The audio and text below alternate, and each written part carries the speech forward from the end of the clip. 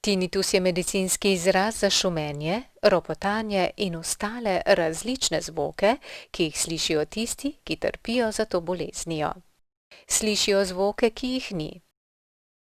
Mnogi so se navadili živeti s tinitusom in si pomagajo z različnimi tehnikami za ublažitev teh fantomskih zvokov. Drugi lahko zaradi tega postanejo nesocialni ali celo depresivni. Za tinitusom trpi tudi predsednik države, ki je pred 9 leti uspešno prestal operacijo srednjega ušesa. Vendar, kot nam je zaupal, s tem težav ni bilo konec. Nekaj let potem pa so se pojavili v levem ušesu taki sicer prej neznačilni šumi, ki tudi nikoli niso več ponehali. Bili so malo manj, malo bolj izraziti, sprva le tolikšni, da sem zanje sploh vedel. Niso zbujali posebne skrbi. Na enem izmed rednih obiskov pri zdravniku mi je bilo pojasnjeno, da gre mogoče za tinitus, ampak je treba počakati, ali gre samo za prehoden pojav, ali bo to ostalo trajno. No, kasneje, čez leta smo ugotovili, da bo to ostalo kar z mano in verjetno za večno, dokler ne bodo pogruntali za to nekega zdravila. Za tinitus torej ni zdravil.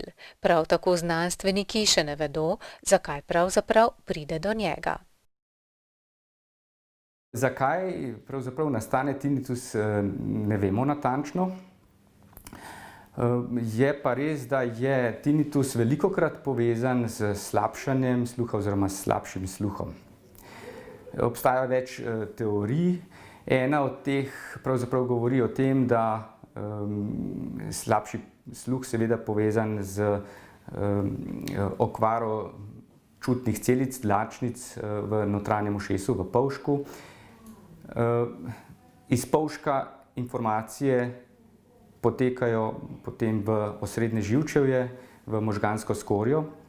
Ker pa teh informacij ni, pa same možganske celice začnejo nekako pogrešati te informacije in začnejo same prožiti v slušni skorji in s tem potem nastaja tinitus, ki ga ljudje občutijo kot lahko piskanje, šumenje, cvrčanje, brenčanje, ropotanje.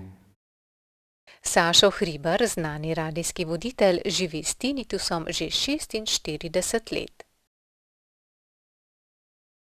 Predvidevam, da sem ga dobil 84. leta, sem šel v vojsko, smo streljali z ročnim metalcem min, izjemen pok brez vsake zaščite.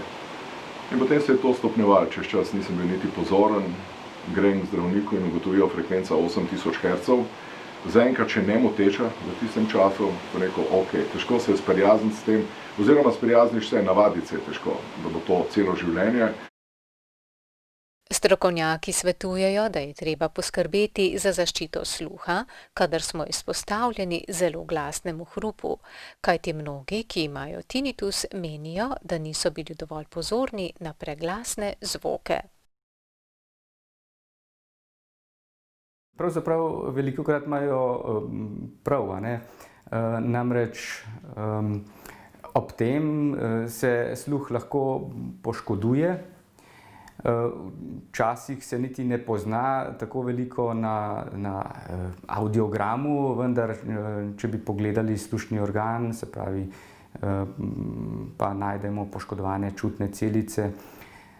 Tako da je res, da lahko preveč glasna glasba ali pa izpostavljanje hrupu, industrijskemu hrupu brez zaščite lahko predstavlja nevarnost za tako slabši sluh kot tinitus. Pri sumu, da gre za tinitus, se najprej naredi diagnostika, da se poišče vzrok. Če je potrebno, napravimo tudi ustrezno slikanje glave. Potem pa na podlagi tega lahko že tudi tistim, se pravi bolniku, ki ima tinitus, povemo, da pravzaprav ni nič morfološkega, kar bi ta tinnitus povzročalo. Namreč moramo vedeti, da ta tinnitus zelo povezan z našim čustvenim sistemom. Slušna skorja je močno povezana z določenim delom možganov, ki se ji reče limbični sistem, ki je odgovoren za naša čustva. In dobro vemo, da tisti, ki imajo tinnitus, če so preveč obremenjeni, če so napeti, se jim tinnitus pojača. In lahko zapadejo v neko zanko strahu, čustvene napetosti in ta tinnitus se samo še povečuje.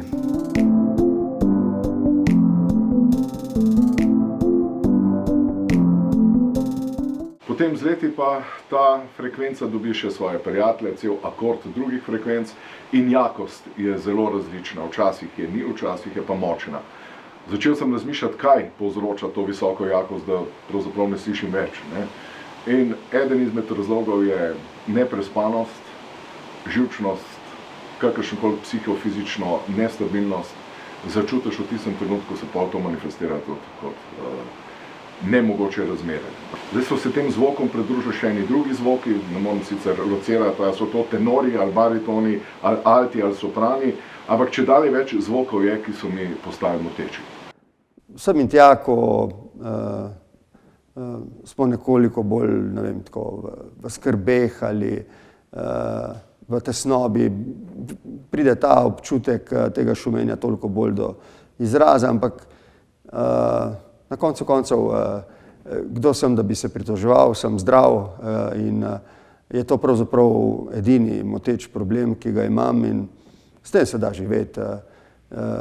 Vem pa, da vsi, ki ga imamo, za ta problem vemo in se trudimo na nek način, da nas bi čim manj obremenjeval. Ja, poskušaš staro metodo, mogoče na kakšen per, ampak ni pomaga.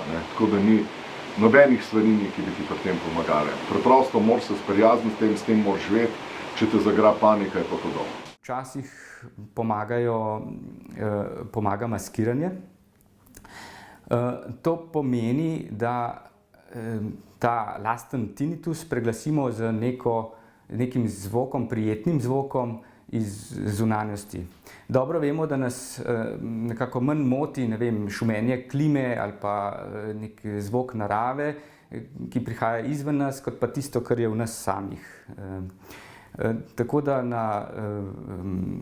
jaz predlagam takim, da si namestijo na mobilni telefon aplikacijo, preko katere lahko poslušajo te zvoke iz narave, ki so ravno malo glasnejši od njihovega tinnitusa, naprimer pred spanjem 20 minut, tako da lažje zaspijo in podobno. Predsednik Pahor si pomaga tudi z zvoki iz narave, recimo pri srcu mu je šumenje morja. Tinnitus je pač zmano to šumenje v ušesu, ki je precej močno, dražeče, sem in tja moteče, zlasti zjutraj. Zjutraj me zbudi tinnitus. To seveda ni enostavno, vendar se človek navadi s tem živeti. Tako kot živijo drugi ljudje z kakšnimi poškodbami ali problemi, tako se moramo tudi mi, ki imamo ta problem, z njim navaditi živeti. Zdaj, kako bo v prihodnosti, ne vem, je pa zadeva najbolj kritična takrat, kadar se pridružijo zvoki, ki so zelo močni. Recimo moteč zvok je tako imenovani peak hammer. Jaz ga zaslišim 10 km stran. Od začetka ne, potem pa razjeda, nabije mi frekvenco, nabije mi jakost in postanem nervozen, tako da se tudi tresem.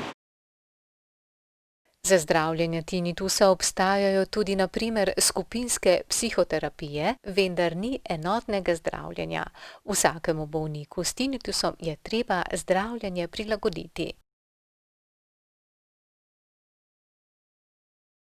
Sašo Hribar ni mogel iz lastne kože in se je pošalil na svoj račun. Ja, jaz sem si izbral eno prijateljico, ki je popolnoma neobčutljiva na zvok. In sem rekel, da če mi bo to ostalo v življenju, bo pač preživela preostanek takole.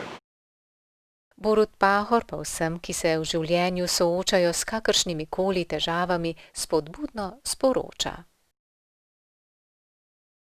kar pogumno naprej, življenje je lepo in ga moramo izkoristiti vsak dan. Srečno!